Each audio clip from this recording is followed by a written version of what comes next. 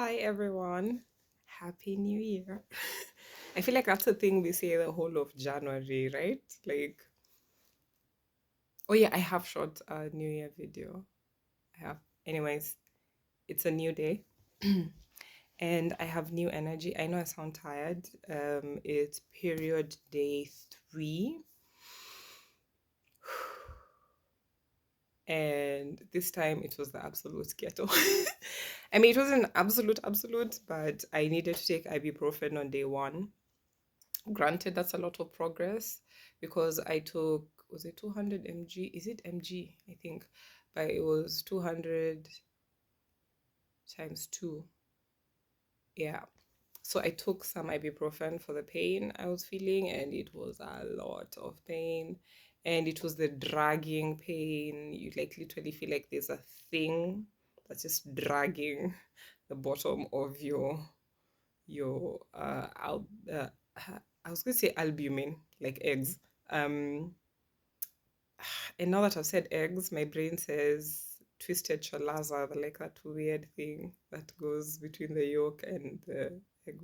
Anyway, my brain is foggy, as you have gathered, and the spot here is castor oil and activated charcoal. So, for those who may not know, the light quality is poor, but it's fine. Don't worry. I keep saying I'll get podcast equipment. I will when I'm done paying my bills. But also when I just decide to prioritize it, let's not like this is it's a priority thing. I keep thinking it's not broken, so I'm not fixing it just yet. Because I did get an air fryer, right? And and a multi cooker, because those are priorities for me. Yeah, a tripod, not yet. So why did I get this? Because I had a big fat pimple too on my face. Now, those of you who've been here a while know I've shared this before that I was on the pill, birth control. And I remember hearing about this from other people. Like, I remember hearing women share in real life and online, because most of my clients are women, about their birth control journeys. When I tell you, the one thing that people say is good about the pill is how it clears your skin. When I tell you, my skin was clear. I didn't have pimples. I didn't have acne. I like my skin was. Then I got off the pill. The depression lifted because the pill does make depression worse. How do I know this? My gynecologist told me, and he said, yeah, your depression will get worse. And literally I don't know if it was psychological, placebo effect, or whatever that um do we call it placebo effect? If anyway, my brain is foggy. So I get off the pill, and I remember the very next day I was like, I feel like me. And as the week wore on, because this was in June, July, as the week wore on, I remember thinking, feeling, oh my goodness, this feels like me. And the old me has come back. I'm posting more on social media. The winter season is still, kicking me left, right, and center, as it is every other person who goes through that winter fatigue, that struggling to meet deadlines during winter. I literally, when there was the time change, when we went through daylight savings and the sun started setting at 4:30-ish p.m., and I shared about it on social media, on Instagram, everyone who is everyone who saw that post reached out to me and said, oh my goodness, so this is a thing. And I'm like, yeah. If your energy is low, if you're tired all the time, if you're sleeping later than usual, it's taking longer for you to fall asleep, and you wake up sluggish and you're just off. There's just something off about you, compounded by your immunity suffers. So women, for many of us, especially after past the age of 35, and are now moving further away from 35, and I'm loving it because I can't wait to be 40. But treating life as a journey, not a destination. So Why? Because there's more certainty the older I get. Like I am more sure of what I want, and I am more unapologetic about it, and I am more audacious about asking for the things that I want. And if something doesn't work for me, I literally say, using words, not hints. In our 20s, because we were taught to hint, and if he's a real man, he'll figure it out. Like surely she has to be intuitive. She's a woman. No, use actual words to say the things you want to say and to ask for the things that you want. So I was going to say katika harakati za. So in the process of, doing all this, figuring this out, um, of course I went through a breakup. Of course I cut my hair. It was twice this volume, so I joined the locks. So that was my version of cutting my hair. Because oh my goodness, did I want to cut my hair? Like clean shave my head? Yes. But then now look at me. Do you think I would look good as a bald person? I don't think so. There are people who can pull it off. I have friends who've pulled this off. Like Jules looks French kiss beautiful, clean shaven. I don't think I have the head for it. I don't. I barely remember her with hair. But anyways, she looks absolutely beautiful. I've seen very many Black women do the same and pull off the look. I don't think I can pull off the look anymore, especially because like my bone structure is more pronounced, like with all the weight loss and stuff. And I am working towards gaining a bit more weight, but I'm not putting pressure on myself. 2025 is R&R. Now, granted, I'm signing up more clients. I have signed up a couple of new clients, and so I hit. You see, December when the rest of you all were out with family doing, resting. I hope you were resting, especially women, resting, setting up gifts, socks with gifts inside for your children and your relations and whatever, traveling to your in-laws. Let me laugh because that is something I do not miss doing anymore. I miss the kids. I don't miss the cooking, if I'm to be completely honest with myself. I do miss the high praise. Now, I love cooking, but when it starts to feel like a chore, then not so much. Another thing I'm learning about myself while I learned how to set boundaries, I literally needed a therapist to help me figure that out.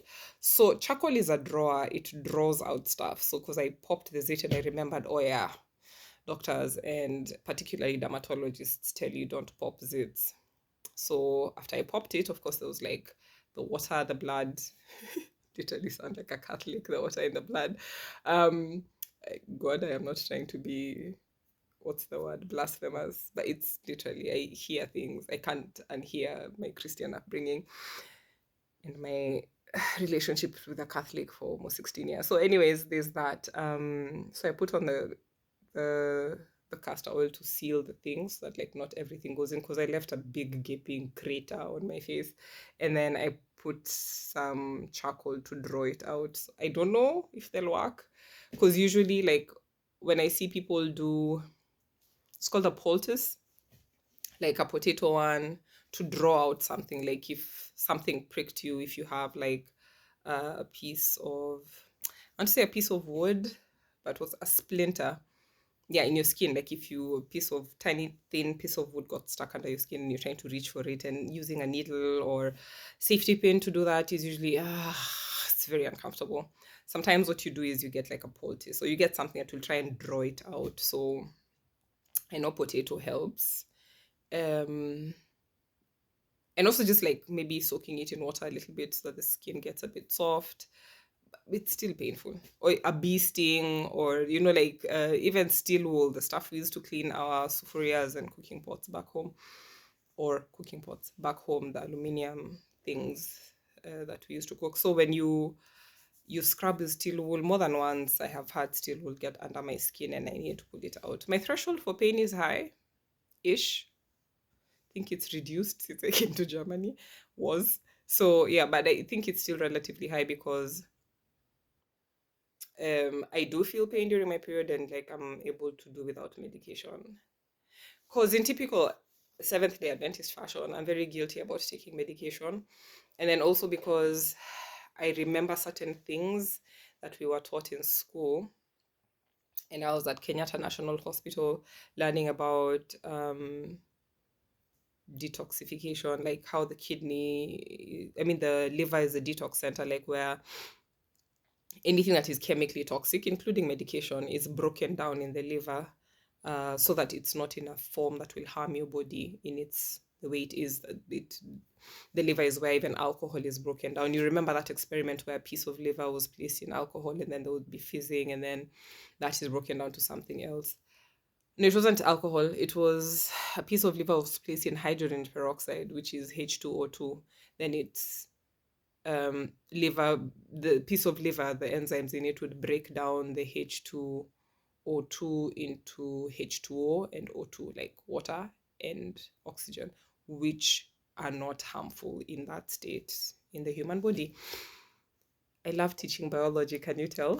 So loved. I haven't done it in a while. Mostly it's English and coding. Ironically, the same coding that made me cry. How many minutes? This is 11 minutes in. So I was sharing videos of me cooking, baking, etc. because day 3 is when my energy comes back. But this has been a very low energy period. And I've noticed since I got off the implant and then got off the pill was supposed to be reducing how fast my fibroids are growing. Didn't help because they still doubled in size and then grew again.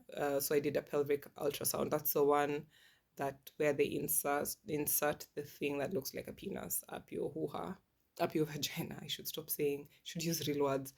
Up your birth canal so that they can see the positioning and size of fibroids. So this doctor said he didn't trust the scans I'd gotten from back home. Anyway, German doctors will say things that you look at and you're like, yeah, not racist at all. So, and I understand he probably wants to use his own instruments to do his own things.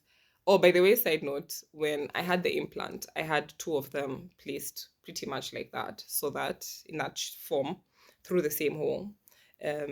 Local anesthesia was used so that she inserted, and we were talking the whole time, but the sound.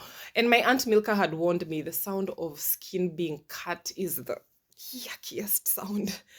So I remember her cutting my skin with scissors, and I was like, oh God. Even as I say it, like I'm just feeling like I can watch people being cut and sewn up, but when it's your own skin. Anyways, so do you know this man actually asked whether he could have his students come and observe, because he's like, it's unheard of for you to get 2 implants in Germany, like 2 Nazita Vibiriti. I call them matchsticks because literally I think they're shaped like matchsticks and they're placed in there because they put 2 when you want to be on that form of birth control, the implant, for 5 years. Ideally, it's for 3 years. So I guess it's supposed to be like slow release. But also, do they factor in that much hormone will turn you into a raging lunatic? Because that's what I became. I was literally like, I struggled with my mental health. I know I should not make jokes like that, but I honestly thought I was almost manic at some point. Like I thought I was going to lose my mind because I had this sort of bubbling anger. So I kept asking for the implant to be taken out and it wasn't taken out immediately, which still annoys me to this day because did it cause me a lot of unnecessary suffering? Yes. You need to get a prescription to be on the pill in Germany. So every time I would run out, considering you wait roughly 3 weeks, or I would wait roughly 3 weeks where I lived to get an OBGYN appointment. Like people in Nairobi, Kenya, as you listen, you see the way you can just walk into a clinic and go like, I would like to see a gynecologist. You don't do those things here. You actually book in advance. And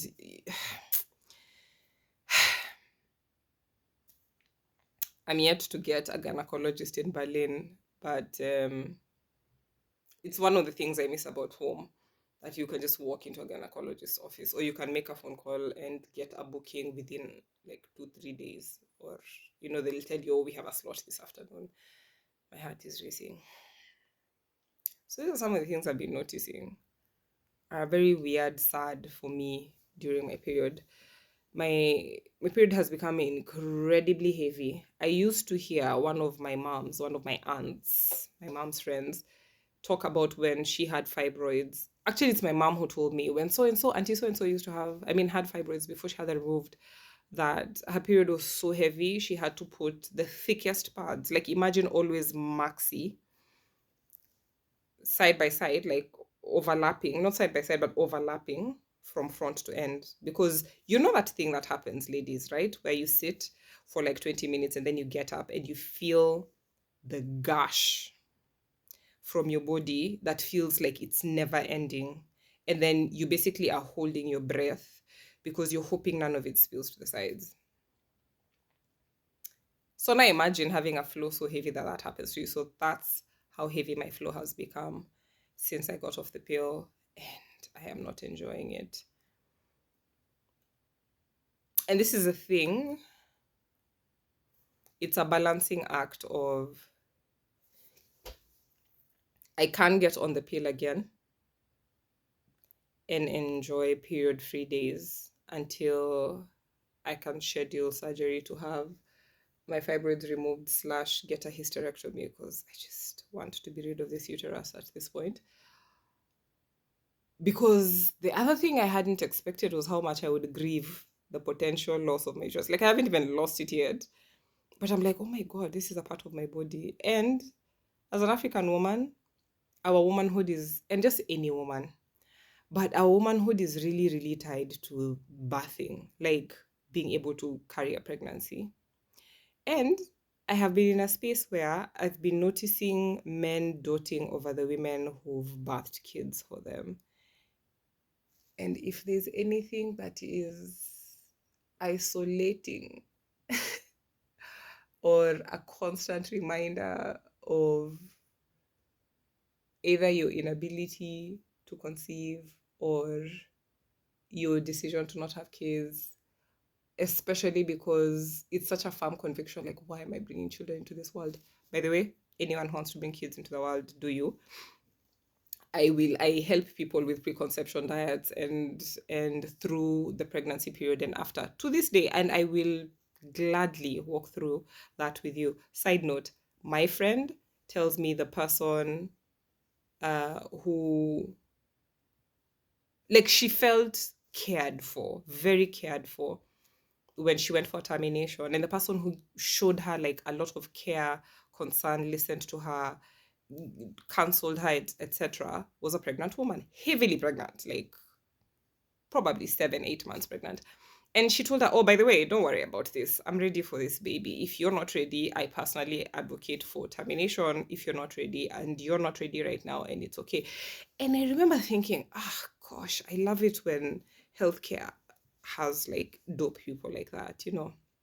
And I remember even whispering at the health facility, like, yeah, here for termination. And he was like, oh, here we don't have issues. Like, don't worry, you don't need to whisper. It's not taboo here. Of course, I still wanted to whisper, and I wanted him to just like not say anything loudly. But it felt so nice that I was in a health facility where they were like, oh, here, that's what we are primarily doing. Pretty much the people in the queue are here for that. So no need to whisper. When we call out your name, that's the thing you're going for. You're either going to this room or this one, depending on how many weeks pregnant you are. And I found that very empowering. So this is a Madhogodhanio video. It's like it has all the feelings and a lot of brain fog because I'm yet to recover from the brain fog, which I've noticed has lasted longer.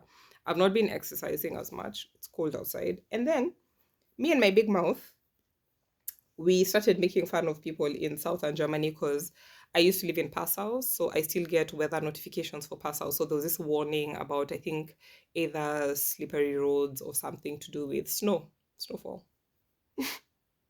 So I go to my WhatsApp status because who am I if I am not poking at the universe and daring her? And I'm like, oh gosh, you guys in southern Germany, do you want to come over to Berlin for visits and sleepovers? Because, yeah, it's cold here, but not as cold as where you are. The next day, it snowed. So there's a layer of snow. And guess what? My Berlin boss gets in touch with me and tells me, hey, I need you somewhere at 10 a.m. tomorrow. Are you available? And I'm like, I need money. So, of course, I am available.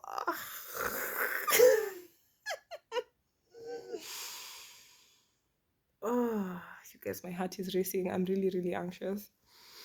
I'm trying to laugh, but I'm really, really anxious. My heart is really racing.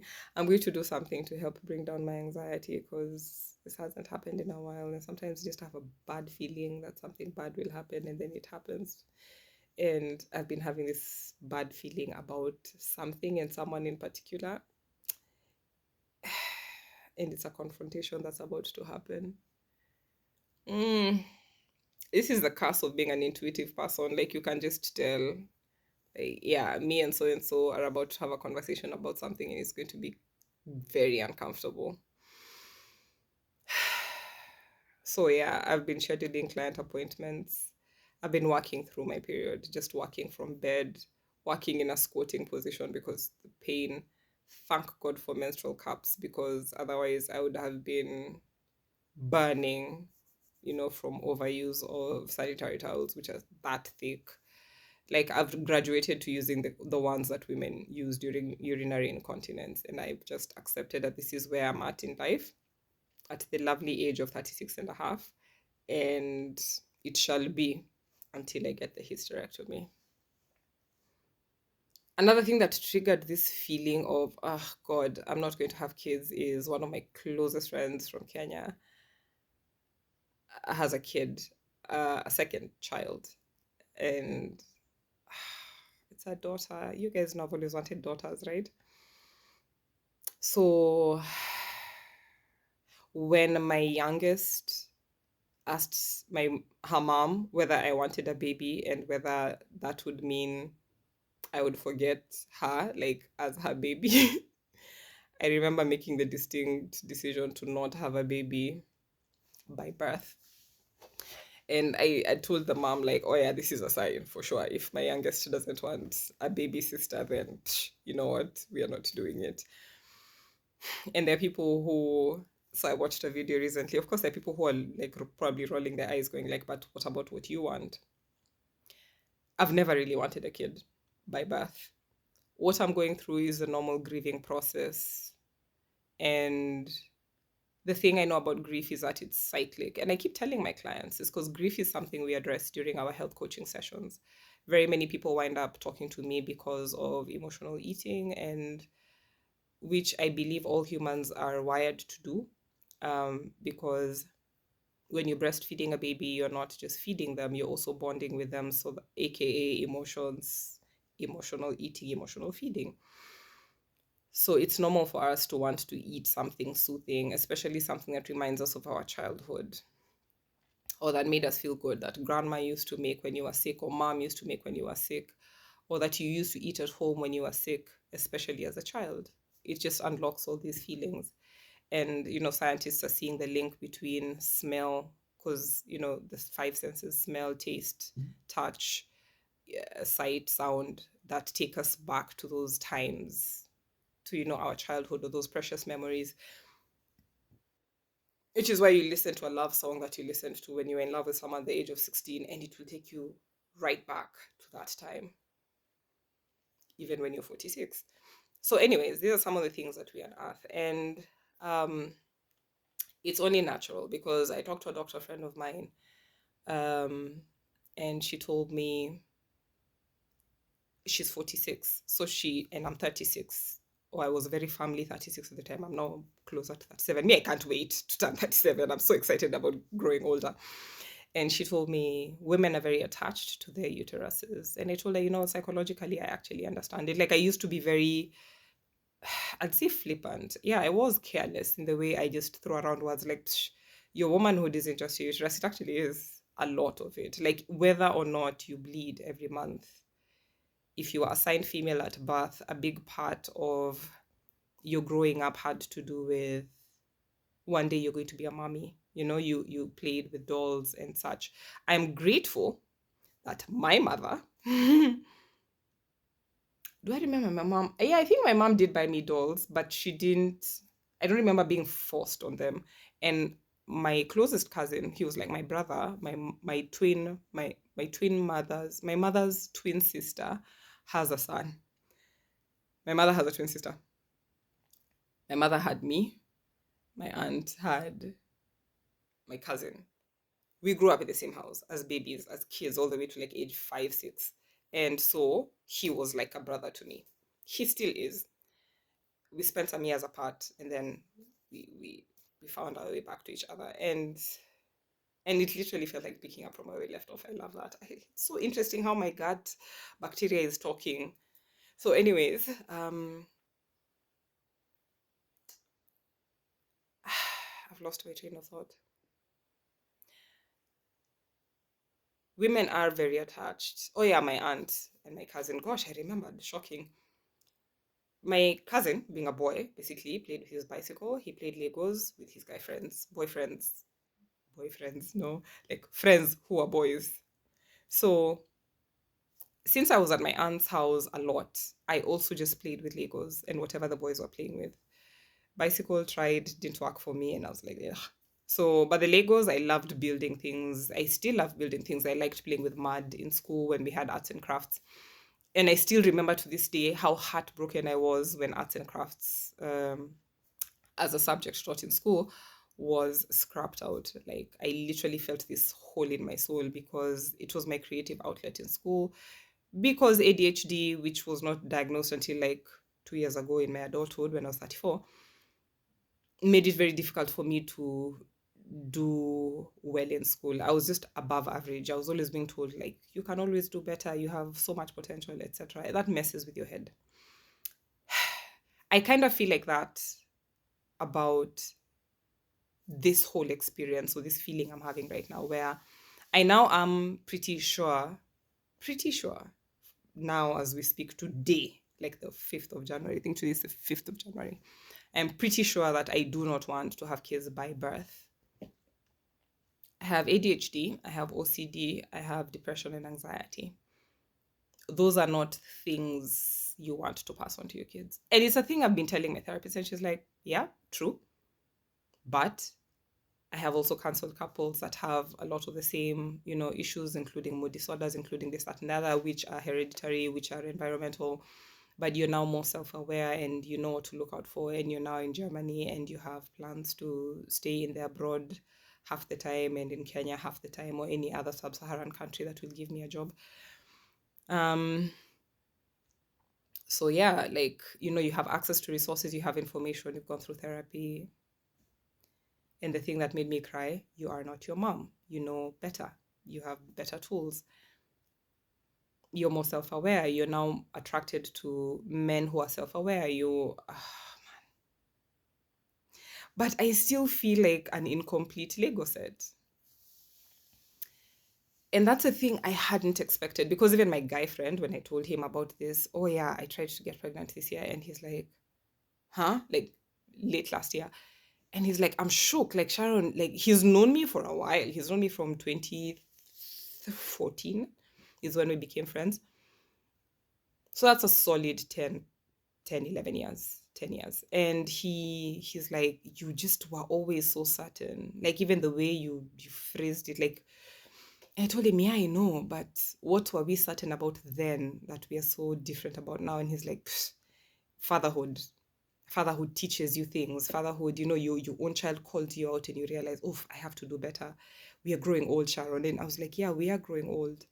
And that statement for women, for many of us, especially if we want kids by birth, even without kids by birth, like even if you want to adopt, you're also thinking about, will I have the energy? And my mom says this, will you have the energy to chase them around? So even if I adopt a toddler today, do I have do you know how much energy toddlers have? Like, oh God, I miss my niece and nephew. They would climb on you. Like, my nephew would climb on you, and he'd try and bite you. Then he realizes, no, it's not. I didn't want to bite you. I just wanted to taste the lotion on your skin, because you can feel him lick your skin, and you're like, so I don't say his name, and I'm like, baby, are you sure you want to be doing that? Because like there's germs on my skin, and like I've washed my hands, but like the rest of my body, and then I tell him, maybe let's go rinse your mouth or whatever. Like, it's just any excuse for him to also play with water, because I know kids love water. Just make sure the water is warm, and stuff like that. And at the end of the day, I love kids. I do love kids, but they usually, but when I'm done interacting with them, I need a nap. I get overstimulated because I'm on the spectrum. And of course, there are other issues like complications related to having your kids later in life. And also when you have not triplets, when you have three fibroids in your body that have doubled in size since you came into this country. And I am willing to bet a lot of that has to do with stress and change of diet and change of environment and all the other things that are just not ideal in this country for preconception, live conception, and birth. There are some things that are good. I keep thinking no. And I'm not where I want to be financially. Like, fine, I am finally starting to make some money, but I'm not yet where I want to be. I don't have an emergency fund as big as I'd like to have. My savings haven't recovered properly. Uh, the money is starting to come in, but it's just I'm not where I want to be. And this isn't just a classic, oh, I don't want this. Like I'm shifting the goalpost like with each passing year because the older we get, our priorities change. You know, like the conversations I'm having with my mom friends is, do you have a life insurance policy for your kids? So that even if you're listing me as next of kin or as guardian, legal guardian to your kids in case anything happens to you, we are human beings. There's that extra motivation for me to care for these kids because they will not eat vibes and inshallah, right? And you know, like, so that there's an emergency fund in the form of a life insurance policy to ensure that I, especially in those 2-3 months after you're passing, like, we can figure out what to do. So there's also a part of me that's like, do I want to risk getting a baby and then I'm the legal guardian for at least 3 women and then something happens and they all have multiples, like they have 2 or 3 kids, and then something happens and then I have an infant and 3 young children or 3 preteens, or you get, like, those are the adult conversations I'm having. So I love adulting, but God, it also comes with complications. And of course I want my friends to live long, but this is the world, it's not perfect. Towards the end of last year, like, there was so much tragedy around me and people lost loved ones. Like, when I say people, I mean multiple people lost loved ones, and it was just so chaotic. And it causes you to pause. It causes you, especially as a parent, and I'm a foster mom, to just, even though that's part-time parenting, and my oldest is 24, and we're already discussing plans for our youngest in case, again, it's always in case anything happens, because she's lost her mom, and she knows how that can just make you real. You're always asking those questions. Today is it's a heavy one, right? Yeah, but I just wanted to be honest with you guys about where I'm at. And I'm laughing because I know I should be celebrating every time I hear noises in my gut, because it means my gut is alive. Like, my gut bacteria, they're trying to chow down on the food, although I feel bad that most of that food is like sugar. Okay, it's peanut butter and bread and fruit juice. It's still not perfect. There's no perfect. So that's where I'm at. That's where I'm at. And of course, then every single time I think about motherhood, I think about my mother. And I think I am not even half the woman that she was. She was so organized, and she was financially, no, she wasn't financially stable, but she had a job. And I have a job, but it's self-employed. It's not like a regular paycheck. And I do make do, and I have been making do from 2018, but would be nice to just have funding, or to have, and I'm working towards getting funding. So that's one of the projects I'm working on. I'm also working towards a podcast. I've now just decided to say it out loud without worrying about jinxing it. And we're working on, recording some stuff within the next week, within the next 7 days. And then I have virtual assistant work, not virtual assistant, personal assistant work. And then I have cleaning jobs, and then I have the health coaching. And so my basket is full, which answers the question, am I ready for a baby right now? No. So since I'm open to adoption, I've told myself That's the other thing I could do, because I think of the kids who don't have parents right now as the kids who are meant to bless the homes of people who have not been able to give birth for one reason or the other. And maybe they desired it or they didn't desire it, but they desired motherhood. And some moms are moms by being the rich auntie or just the auntie who's there, who listens, who pays attention, especially in those preteen and teen years. And sometimes it's the co-parent, and sometimes it's the person who calls out the mom or supports the mom. Or you've noticed I'm leaning towards women. It's just because women are usually, more often than not, the primary parent. So this has been a heavy one. I'm literally feeling it in my chest. I need to take a minute to do some deep breathing because I'm even feeling pain in my side, and it's not period pain. It's, I wear stress on my body. It's the pain of, oh my God, this was very deeply vulnerable. And I will have a vulnerability hangover after this and go like, why did I share so much? But I promised myself that I will share from the perspective of impact. It's why I do what I do. Because if sharing my life story empowers one more person, and I love that you've been sending me messages from late last year into this year, and I got a bunch of them even today, like, hey, thanks for holding me together in 2024.